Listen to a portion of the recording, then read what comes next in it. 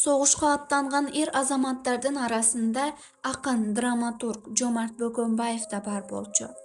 Акын согуш таласында болуп, анын аламаттарын көрүп кайтты. Адамдардын каны суудай агып, жерди куукалап кунарын кетирген кандуу майдан акындын каңырыгын түтөтүп, кайгыга салды. Ал ажал менен ар намыстын кандуу кагылышын, өмүрдүн түбөлүктүгүн көрсөткөн "Ажал менен ар намыс" поэмасын жазды.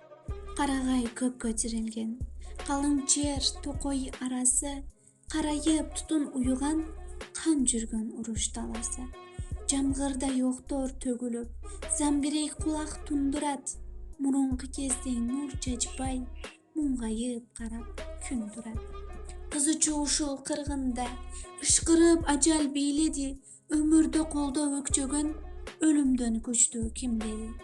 Кылычын колдо жалактап, кыдырып ажал жер кезди, кыйының мендей барбы деп, кыйлалар менен мелдешти. Айбыкпас менден жан барбы, аттансам ар ким барбайбы, өкүмүм жүрүп дүйнөгө, өмүрүң чөптөй саргайды. Алдынан намыс жоголуп, ажалга колун сермеди. Ээлигип анча турбай, эр болсоң мени жең деди. Далайды жутуп тойбостон, дайрадай канды агыздың. Каяша турсун өзүңдү, капкандай кармар намысмын.